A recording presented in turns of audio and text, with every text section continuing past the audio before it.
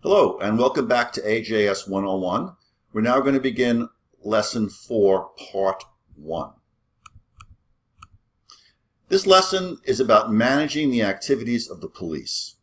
Police management involves the administrative activities of controlling, directing, coordinating police personnel activities in the service of the performance of a variety of regulatory and helping services, the apprehension of criminals and the recovery of stolen property, and crime prevention. Those are the three main areas that police are involved with. The regulatory services, that involves directing traffic, policing traffic, giving summonses, perhaps issuing hack violations to cab drivers that are breaking the rules. So there are a large number of regulatory services that the police are involved with enforcement, and also helping services. The police are the only actual government service that is on the road 24 hours a day, 7 days a week, 365 days a year. Consequently, the police get called to a lot of incidents that aren't necessarily criminal or law enforcement. So those helping services, car accidents, medical emergencies, lost children, those are the types of non-criminal activities that are part of the police helping services, the service role of police. Of course, we know about the apprehension of criminals and the recovery of stolen property. You read about that in the newspapers. You watch it in the movies and on TV, although it's a bit more glamorized in the media. And, of course, crime prevention. Now, crime prevention is important because if you can stop a crime from occurring, then all the better. But not that much time, money, and effort is put into crime prevention. A lot of it is a matter of not having enough staff and money to do that because, frankly, most money is put on the major regulatory and law enforcement and helping functions. But crime prevention is important, and they usually do have some police officers assigned to crime prevention details. They will go into residences and stores and do crime prevention surveys, advising alarm systems, better locks, and things like that. All sorts of educational campaigns about how not to be a crime victim, DARE, anti-drug program in schools. So there's a lot of crime prevention programs that are also done. Let's talk about the styles of policing. Now, most police departments can be categorized as having one of three styles of policing based upon what it sees as its purpose, how it believes it should fulfill that purpose. The three styles of policing are the watchman style, the legalistic style, and the service style. Now, before we discuss these styles individually, keep in mind that no one department is purely one style. One style may dominate a department, but it will still probably have aspects of the other styles also. So don't think that it's, this, that, or the other. Most departments are a blend with one style predominating and the other two at different levels. Now, not coincidentally, the three categories of styles are closely related to the three most recent historical periods of policing. And those periods are first the political period, which was about 1830 to 1930. And the watchman style of policing was most prevalent in those years. In the political period, the police were controlled by and served the interest of political machines. America's large cities, mostly on the East Coast, but also Los Angeles and San Francisco, in those days, they were inhabited by large immigrant groups that often lived in their own communities and neighborhoods. And political machines ran the city. You had elected council members, I think they were called aldermen in those days, and a mayor, of course, who appointed the police commissioner, the sanitation fire commissioner, who pretty much ran the city.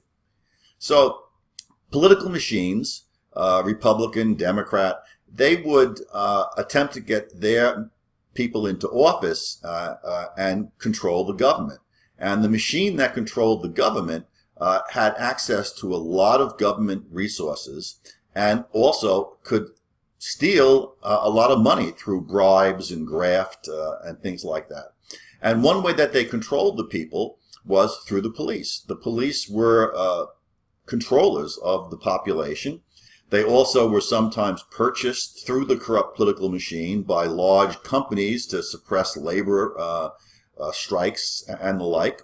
And of course, the police often went out and ran soup kitchens to make friends with the people in the neighborhoods. Not so much because they were just friendly cops, but on election day, they wanted to round up all those people to vote for the political machine that gave them their police jobs. In fact, there were records back in that period of what it cost to become a cop, what it cost to become promoted to sergeant.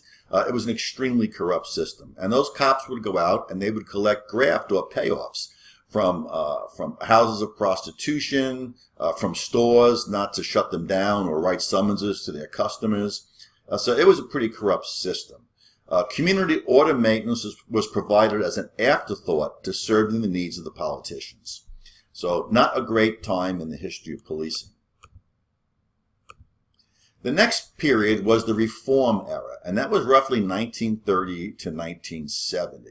Now understand, the cities were growing very rapidly in the political era. They were getting packed with new immigrants, and the corrupt political machine was having a hard time delivering services. When you're corrupt, you can't clean the streets, collect the garbage, run the water system, run the police and fire systems effectively. So you can't give people services that they need, and crime becomes rampant, and the people get upset. So by the 1930s, the people were sufficiently upset to throw out these political machines and to bring in reformers. So this is called the Reform era. And the reform movement also hit police departments. The police pulled away from political control from the machines, and they began to take pride in being neutral, detached, professional crime fighters. And it was during this reform era that the legalistic style of policing came into being. The final and third era of policing is the community policing era, and this is characterized by the service style of policing. In the community policing period, the police focus on service and solving community crime-related problems in partnership with the public. Now let's talk about the styles of policing themselves. Let's begin with the watchman style. The watchman style is concerned with order maintenance, which involves informal police actions to maintain the peace. So if two people are fighting, the cop doesn't go in and lock them up. He separates them, yells at them, maybe kicks one in the butt, those were different times, and tells them to go away. Same thing with domestic violence. He responds to the house, tells the husband to get out and leave for a couple hours, and that's the end of it. Doesn't usually make arrests unless it's a serious situation. And the watchman style of policing is also a reactive style. There are two types of styles, reactive and proactive. Proactive, the police attempt to intervene before a crime occurs, or to arrest somebody by perhaps running a decoy operation or an undercover drug buy. In a sense, the arrest is made because of actions by the police. The reactive style, on the other hand, is when the police just wander around on a routine patrol and only react when they get a call for police assistance. So they react to the call and the crime that was committed, and they take care of it. So that's reactive, and that's the watchman style predominantly. Now the legalistic style, remember this is a style that we had in the Reform era. This is concerned with enforcing the precise letter of the law in an impersonal and impartial manner. Those of you old enough to have watched the old Dragnet police show in the 1950s and 60s with Jack Webb, this is the LA professional style of policing. Detached, impersonal, letter of the law, everything by the book when they deal with people. Getting out of the police car, they pull you over for a speeding ticket. License and registration, please. Please take your license out of the wallet. Please stay in the car. I'll get back to you. A very impersonal style. Impartial, supposedly. And the idea being they didn't want to be considered like they were in the political era where they were doing the bidding of politicians. Now, the legalistic style was pretty good at controlling crime. However, it doesn't do much for police-community relations because they're very much like robots and they just drive around and look at you. They don't stop. They don't talk. You know, I'm generalizing now. But sometimes you can fight crime by getting tips from the community. So the police suddenly weren't liked that much, and they then moved into the service style. And this started to occur in, I guess, the 1980s. And the service style is concerned with serving people rather than in strict law enforcement. And the service style departments often work with social service agencies, and they do a lot of crime prevention also. The service model is characterized by police-community relations and community policing. So let's first talk about police-community relations. Police-community relations is an activity which stresses the need for the police to work together with the community. And it also has a heavy dose of public relations thrown in. Posters, billboards, TV commercials, trying to promote the police as being nice. Police community relation programs were an attempt to get the police to relate better to the community, to reduce police isolation, and help heal the wounds that divided the police from some communities that occurred in 1960s conflicts. These were the riots in black ghetto communities, political demonstrations like those against the war in Vietnam, and various civil rights activities like civil rights marches where the police often had to enforce the anti-marching laws, or you don't have a permit and we're locking people up. Police community relation activities include neighborhood watch programs where the police organize the people in the community and tell them how to report suspicious behavior, property ID programs, where they etch maybe a number on your property. So if it's stolen and they see that number, they can return the property to you. DARE, the school anti-drug program, which is extremely popular. Community councils, where community members join and meet maybe once a month and talk with the police about different problems. Ride-alongs, where citizens get to ride in a patrol car for a shift with an officer to get to know the police better and understand what they do. And station house tours, where you come to the station house and you get a tour, you see what's going on. All part of a community relations, public relations program. However, the problem with police community relations was that they often preach to the choir. Now, preaching to the choir is a term that means you're spending your time talking to people who already know what you want them to know or already like you. It's like the minister on Sunday preaching to the choir about not sinning, when people in the choir probably don't sin too much because they're very religious and they're active in the church. The people who really need preaching are the ones who don't go to a church. So these programs didn't really get to the people who distrusted the police or didn't like the police. All right. Another aspect of community policing is team policing. Now, team policing involves assigning the same team of officers to an area permanently so that they get to know the area, the people, and the problems well. The team is also given wide latitude to solve problems and draw on other departmental and city resources for help. So if a whole lot of drug addicts are hanging out, but they're living in an abandoned building, one way to get rid of them is to get the building sealed up. So the cop might call the building department, who would notify the landowner, that the owner of the house, that if he doesn't board it up to keep them out, he'll get a summons. Team policing was very popular in the 1960s and the 1970s, and it's still used today. Community policing brings a lot of this together. It has a lot of your police community relations, it has team policing, and it also has more. Community policing is a new style of policing which stresses police-community partnerships in identifying community problems and then solving them. So the way this works is that the police meet with community members and they say, what's the problem, what's going on? And in talking to these people, they will then try to figure out collaboratively with the public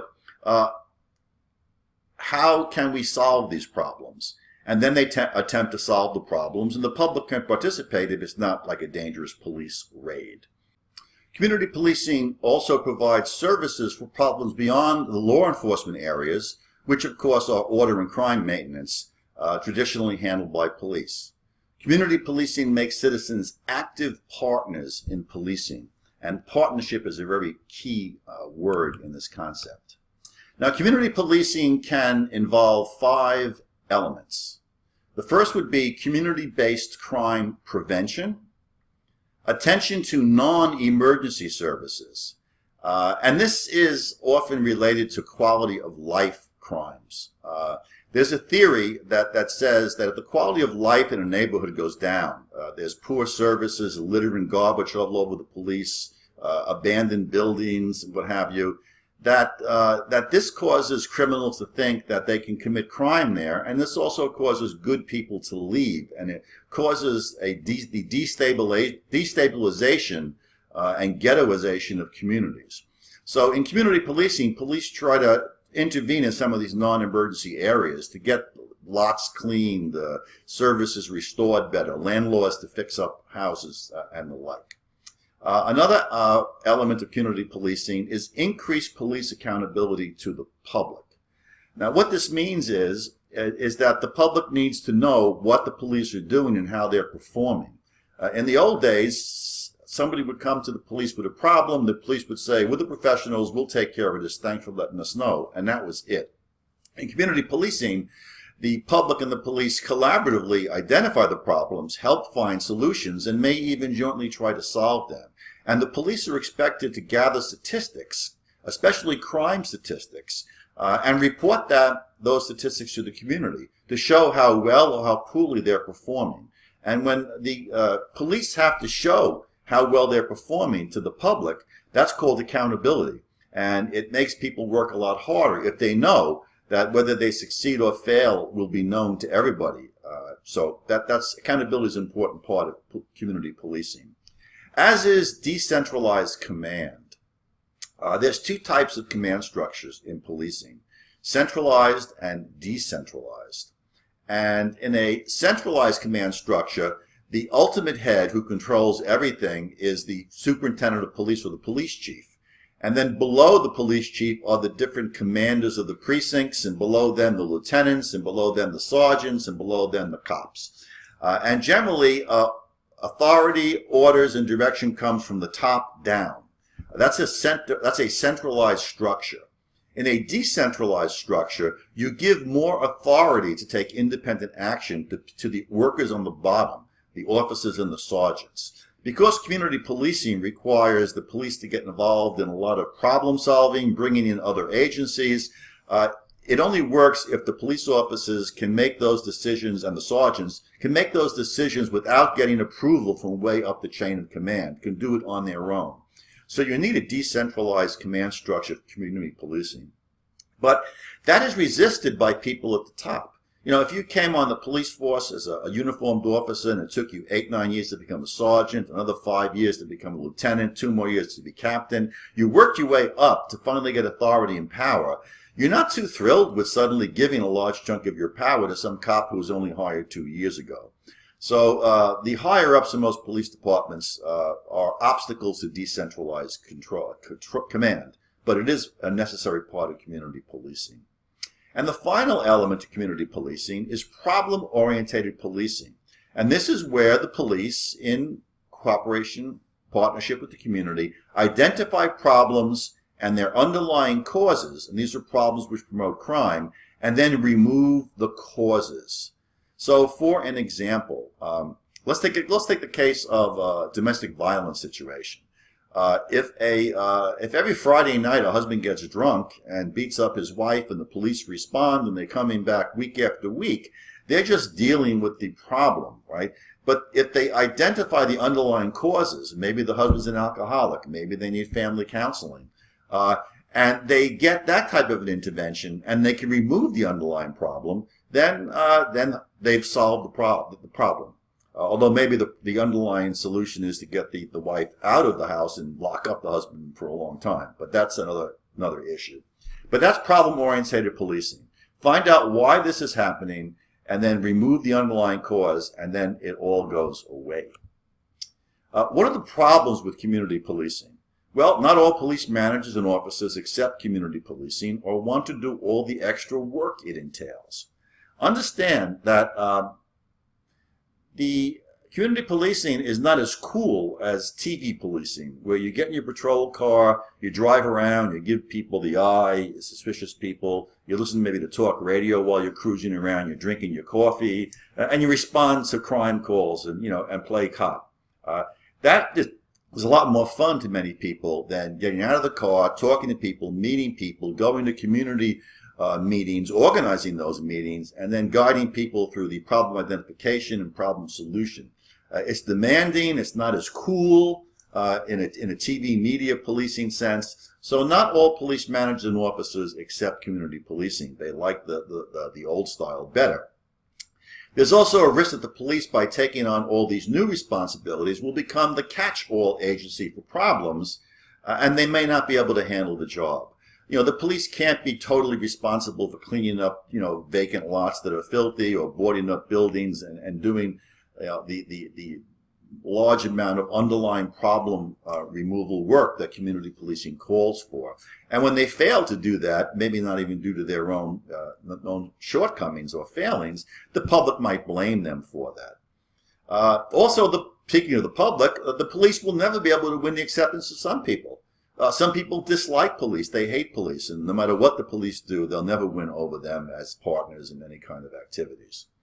And finally, and I already mentioned this, traditional departments will not be able to shift power to line officers, the sergeants and the cops on the street who are doing community policing, or discard the paramilitary command structure which may be necessary to strip away if community policing is to succeed. Again, the chain of command, cop, sergeant, lieutenant, captain, deputy inspector, inspector, chief, with communications flowing up and down and authority flowing down. That is a very rigid paramilitary structure where a cop can't go to a lieutenant. He's got to go to the sergeant first to discuss something.